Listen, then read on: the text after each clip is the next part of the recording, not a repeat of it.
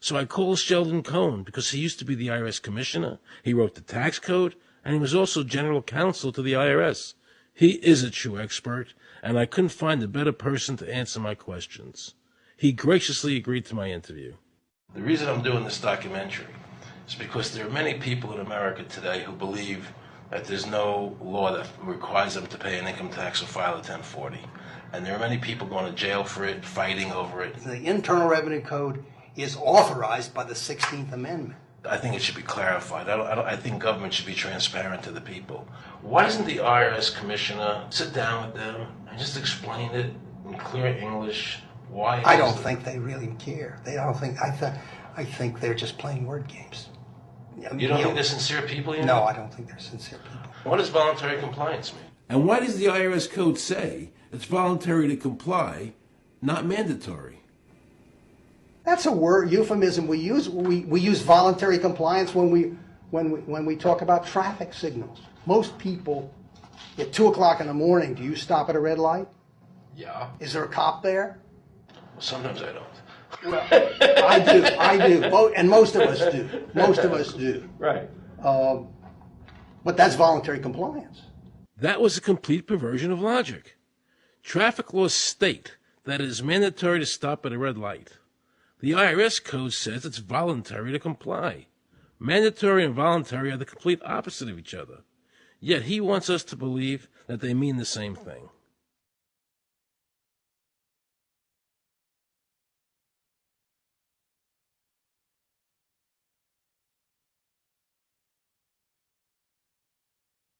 So can the government criminally prosecute somebody of information put on their 1040? Yes. Right, so doesn't that violate the Fifth Amendment? No. But the Fifth Amendment says I don't have to do anything that incriminates myself. Well, it doesn't incriminate you to put your income down. But you said before I could be put in jail for it. The commissioner wants us to believe that although the IRS demands that you fill out the 1040 and you can go to jail for it, that they are not violating your Fifth Amendment rights of self-incrimination. That is absurd. Isn't it true that the word income is not defined anywhere in the Internal Revenue Code?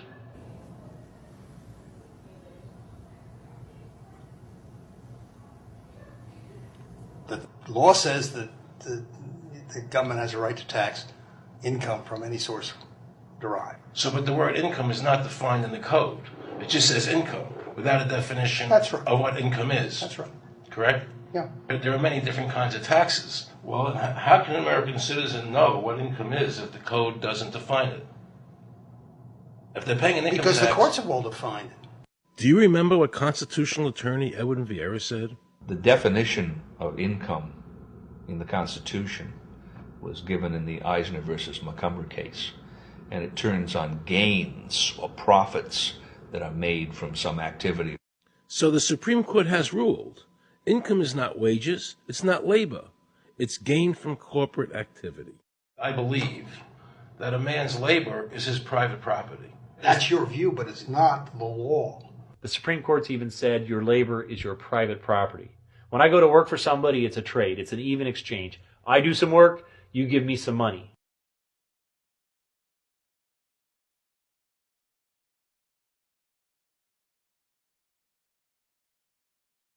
In 1916, we had the Bruchaber case and the Stanton case. And the Bruchaber case and the Stanton case said that the 16th Amendment gave the government no new taxing power. I'm not going to argue the niceties of that with you. And it came up again in a case called Peck versus Lowe, where the Supreme Court said the 16th Amendment did not extend Congress's taxing power to any new or accepted subjects. In other words, if you weren't taxable before the 16th, you weren't taxable after the 16th. Today I interviewed a juror, a guy who sat on a case, and they found the person not guilty for lack of filing, okay? And I asked her why they found him not guilty. And she said because the IRS couldn't show us the law that made him liable to file a 1040. All they need to do, if there is a law, is to show us the law. Which, of course, they never did. And the reason they didn't do it was why? Because there is no law. Title 26 requires you to file a return. But doesn't Title 26 have to be in compliance with the Supreme Court decisions? You're going to take a 1920 case and superimpose it on the whole Internal Revenue Code that was written after it? No, that's not. I can't believe what I just heard. Rewind. You're going to take a 1920 case and superimpose it on the whole Internal Revenue Code that was written after it? No, that's not.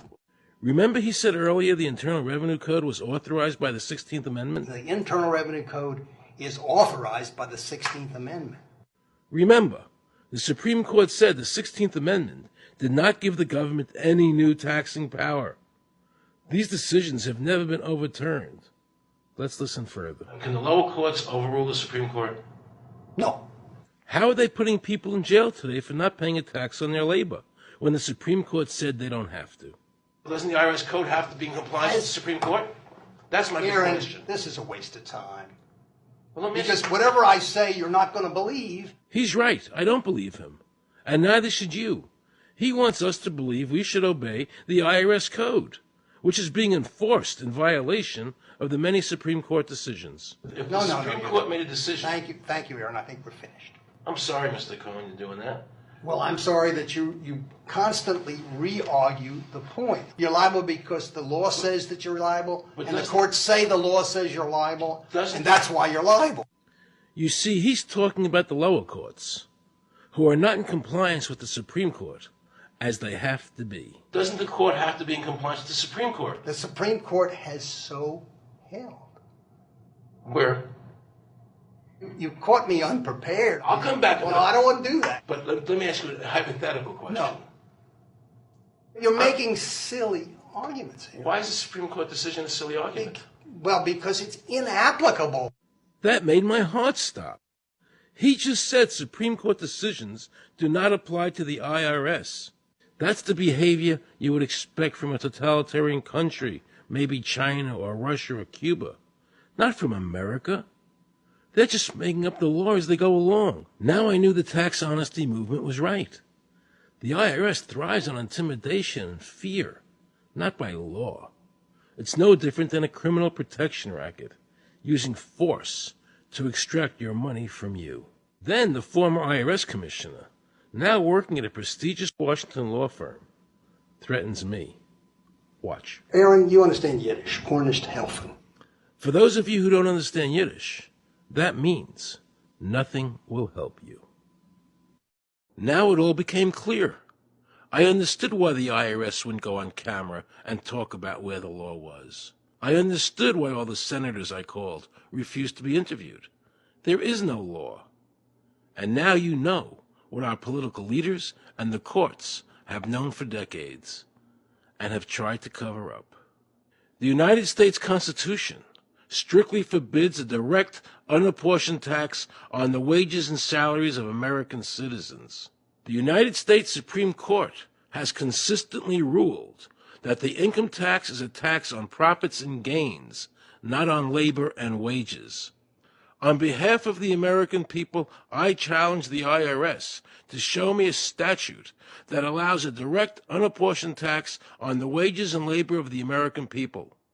And if I'm wrong, I will give my most humble apologies to the IRS. If the IRS is wrong, and there is no law, then every person who's been jailed should be let out of jail immediately, and any assets seized should be returned to their rightful owners. If this is a nation of laws and a free country, then the IRS should show the law to the American people.